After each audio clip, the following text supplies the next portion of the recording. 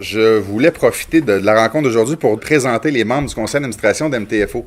Il m'a dit, on a souvent l'impression que c'est Louis-Charles qui mène ce projet-là, mais Louis-Charles est juste celui qui transmet le message, mais en réalité, les vrais qui travaillent, ceux qui travaillent vraiment dans le projet, c'est le reste du conseil d'administration. Le projet de desserte Internet, téléphone, c'est Luciole, mais derrière ça, le projet, l'entreprise, c'est MTFO, l'organisation. Monsieur Mario Turcot, il est directeur général de Desjardins Entreprises de la Naudière. Il est diplômé de l'Université de Montréal et HEC Affaires Gestion. Il a aussi été président de la campagne Centraide 2011. Il est très connu, évidemment, dans notre région. C'est un homme d'affaires respecté. Donc, Mario, on est très content que tu sois sur le CA avec nous. Manon Dagenet, qui n'est pas ici, maître Manon Dagenet, qui est une avocate spécialisée en droit du travail, litige commercial et civil, du cabinet Marceau Soucy Boudreau. Elle est membre du barreau depuis 2001, diplômée de l'Université de Sherbrooke et aussi conférencière et formatrice invitée sur divers sujets en droit du travail. Il y a aussi, qui malheureusement ne pouvait pas être là non plus ce soir, M. Stéphane Maillé. Stéphane Maillé est directeur du Collège Saint-Sacrement à Terrebonne. Il est aussi membre du comité directeur de la Fédération des établissements d'enseignement privé du Québec. Il a été directeur général du Collège Esther-Blondin de 2011 à 2016. Et il a aussi, avant ça, de 2004 à 2011, il a été directeur de niveau et directeur du service éducatif du Collège Esther-Blondin. Madame Nathalie Girard, qui est directrice générale adjointe et secrétaire trésorière adjointe de la municipalité de Sainte-Julienne. Elle a une formation de l'Université du Québec à Montréal en gestion des ressources humaines et elle a plus de 10 ans d'expérience dans le domaine des télécommunications. Avant d'être dans le monde municipal, Nathalie œuvrait chez des télécommunicateurs. Comme administrateur aussi, on a M. Robert Perrault, qui est maire de Saint-Alexis, conseiller de comté de la Merci-de-Montcalm. Il fut pendant plusieurs années président de la coop Profidor. Maintenant, il est premier vice-président de la nouvelle coop Novago. Et il est aussi producteur agricole des fermes J.C. Perrault et Fils Inc. Comme autre administrateur, M. Patrick Massé, maire de Saint-Lin-Laurentide, préfet suppléant de la Merci-de-Montcalm. Il est le représentant aussi des villes de 10 000 habitants et plus à la Fédération québécoise des municipalités. Et M. Jean-Pierre Charon, il est maire de Sainte-Julienne, conseiller de comté à la Merci-de-Montcalm, bien sûr, et il a une expertise en gestion départementale dans le domaine de l'alimentation. On a travaillé très fort pour l'annonce d'aujourd'hui. En fait, c'est même une annonce qui est une nouvelle qui est au-delà de nos espérances.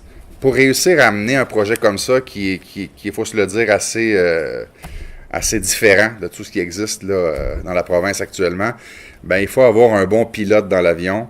Et on voulait pas trouver un bon pilote, on voulait trouver le meilleur pilote. On voulait trouver la meilleure personne qui pouvait répondre pour être capable de piloter cet important projet-là pour nous. Et on a engagé un chasseur de tête, en fait, quelqu'un pour essayer de trouver la meilleure personne sur le marché.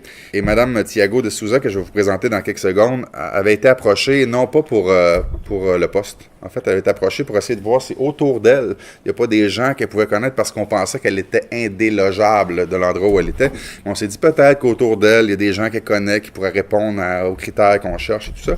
Et puis, après discussion... curieusement, elle leva la main et elle a dit peut-être que je serais intéressé à ce qu'on discute. Et là, évidemment, les lumières pour nous sont allumées. On s'est dit peut-être, tout d'un coup que. Mais pour vous en parler un peu, donc, Mme Isis Thiago de Souza, qui a une maîtrise en administration des affaires. Elle est diplômée de l'Université de Trois-Rivières, en MBA, bien sûr. Diplômée de l'Université Laval, Master Project Management.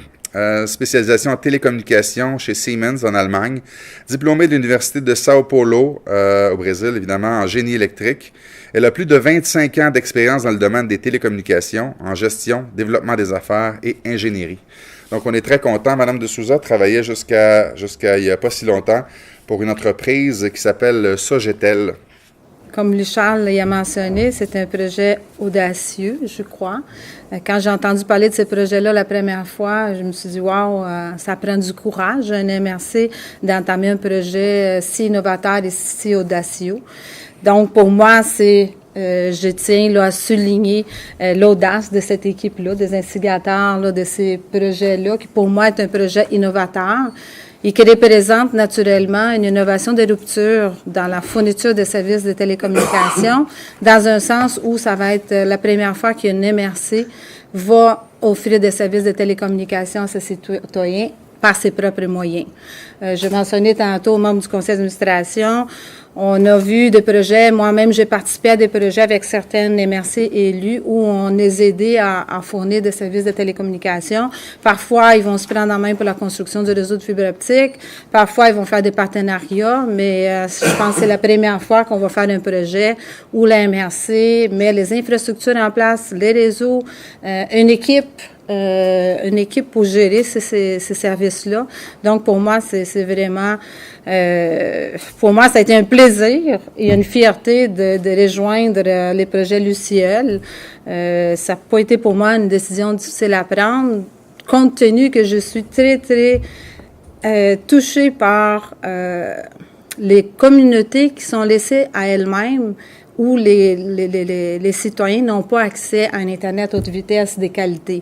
On le sait aussi qu'il pourrait attirer des bonnes entreprises pour faire au niveau du développement commercial d'une municipalité ou d'une MRC, ça prend l'Internet aujourd'hui. Donc, pour moi, ça a été ça qui m'a comme attirée parce que j'ai travaillé avec beaucoup d'MRC, des élus, avec un objectif d'offrir le service Internet haute vitesse à des communautés qui étaient comme laissées à elles-mêmes, qui n'avaient pas accès à ces services-là. Comme Lucharles l'a mentionné, j'ai travaillé comme vice-présidente technologie et développement des affaires pour une des plus importantes entreprises de télécommunications, quand on enlève les belles Vidéotron des grandes entreprises, mais l'entreprise pour laquelle je travaille est très, très bien positionnée dans le marché.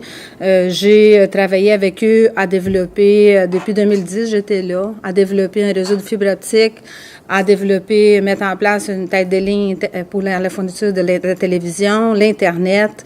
Donc, je me sens très bien utile là, pour venir ici et faire de ce projet-là un succès. Je ne suis pas inquiète. J'ai plus de 25 ans, sans vouloir vous dire mon âge, mais j'ai plus de 25 ans dans le domaine des télécommunications. Je viens vraiment de la cuisine, là. J'ai été technicienne dans les centres de téléphone, j'ai configuré des routeurs, j'ai évolué dans ma carrière en misant sur ma formation parce que je voulais aller plus vers la gestion. Donc, mais je suis en mesure de comprendre ce que les gens me disent, ce que mes employés vont me dire, ce que mes directeurs vont me dire parce que je l'ai fait, ce travail.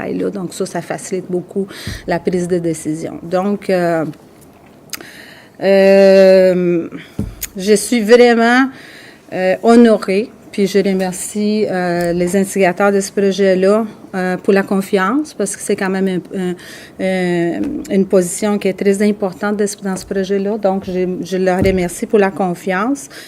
C'est sûr que là, une fois tout ça dit, là, Thiago de Souza est belle, est fine, est ci et ça, on a beaucoup de travail à faire. On a beaucoup de travail à faire pour construire les quelques 535 km de fibre optique, mettre en place les infrastructures qui vont nous permettre, là,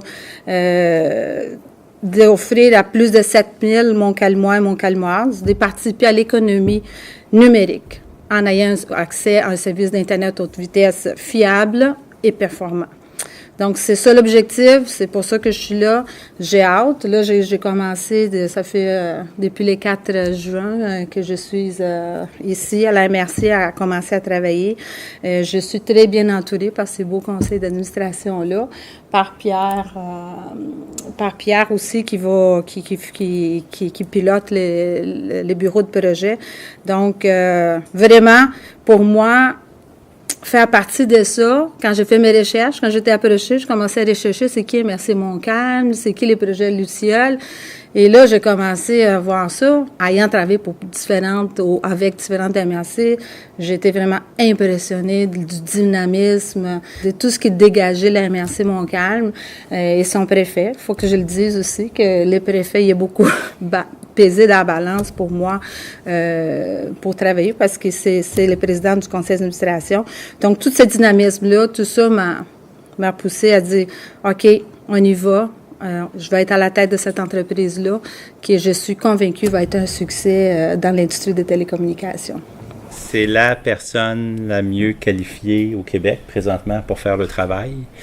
Elle arrive des entreprises de télécommunications, elle arrive avec une rigueur particulière, une méthode de travail, donc l'ingénierie, la commercialisation. Elle a la capacité de se mettre les mains à la pâte. Elle n'abdiquera pas ses responsabilités, elle sera en mesure de les déléguer puisqu'elle les comprend, elle les connaît, elle les a déjà faites. C'est un gestionnaire aguerri, comme on en trouve rarement. Et je pense que la MRC de Montcalm doit être très, très fière d'avoir réussi à mettre la main sur une candidate de ce calibre-là. C'est vraiment la tête dirigeante des opérations commerciales. Et même si on a le plus beau réseau au monde, même si on l'a bien construit, même si on a de la fibre partout, on a besoin d'une ressource au niveau opérationnel aguerrie, capable de réagir compétitivement. Écoutez, je pourrais en parler pendant des heures de temps. C'est un fait d'armes qui honore la MRC d'avoir choisi et réussi à attirer Isis dans son équipe. C'est le succès commercial que vous venez essentiellement d'obtenir avec l'arrivée d'Isis. Souhaitons-lui bonne chance. Et moi, je suis là pour la supporter. Et le projet va évidemment aller encore mieux. Pour avoir fait partie du comité sélection, au-delà de les compétences techniques et compétences du secteur d'activité, ce qui nous plaisait dans sa candidature, c'était l'aspect gestion, l'aspect gestion des ressources humaines, gérer un projet en démarrage. Donc, de par sa formation, de par son expérience, ça démontre, là, dans le fond, qu'on a une candidate complète. Et ça, pour nous, c'était très important pour la pérennité là, de cette entreprise-là dans un contexte de démarrage. Donc, on est choyé. Et tantôt, je disais, M. Collins disait qu'on a la meilleure dans l'industrie avec nous. Et à la blague, je disais, les meilleurs attirent les meilleurs. Je pense qu'on a un excellent projet en Luciole, donc on n'a pas à être gêné là, de se pavaner un peu là, avec cette candidature-là. Merci. Je suis content, j'ai reçu tantôt le journal Constructo, vous regarderez ça, le journal de la construction au Québec. On est en première page, le projet Luciole est là, puis première page explique le projet Luciole dans Montcalm. J'étais content de voir ça, bien sûr. Et je vais vous dire que je suis content aussi d'une autre chose. On en a parlé déjà, je pense que les médias l'ont à peu près tous couvert dans la région, mais c'est important de le souligner. Le trophée qu'on a été chercher, le gouvernement, le ministère des Affaires municipales, à chaque année, il y a un jury qui est composé des représentants de la FQM, des représentants de l'UMQ, et le ministère des Affaires municipales et de l'occupation du territoire nomme 8 projets à travers le Québec qui se sont démarqués. Et Luciole, le projet MTFO, notre projet de fibre optique, a été un de ces 8 projets-là à travers le Québec. J'étais bien content de nous représenter, de vous représenter, en fait, les membres du conseil d'administration et les élus de la MRC, bien sûr. Et puis peut-être juste pour terminer, donc, mise à jour du projet, centre administratif, achat et déploiement de fibre optique. Pour que, mettons, la dernière fois qu'on s'est vu, à peu près tout le monde qui est ici, vous êtes venu à la première pelletée de terre du centre administratif, mais c'était une fausse première pelletée de terre parce que le bâtiment était déjà érigé pas mal en arrière de nous. Je pense que d'ici 3 semaines à peu près, on va être en mesure d'entrer dans nos locaux. Donc la construction va vraiment bon train. On est content de ça. On est allé en appel d'offres pour trouver la firme qui va installer, qui va déployer les premiers quelques 100 km de fibre optique. Et dans cette première phase-là, on parle des municipalités de Saint-Esprit, Sainte-Marie-Salomé, Saint-Ligory, Saint-Jacques et Saint-Alexis. Et nous allons octroyer le mandat mardi prochain, à la prochaine séance régulière du conseil municipal. On va donner le mandat pour déployer la firme qui va avoir le mandat en fait, de déployer pour ces 5 municipalités-là. Donc, le premier bloc de municipalités donc, devrait commencer, le déploiement devrait commencer très bientôt.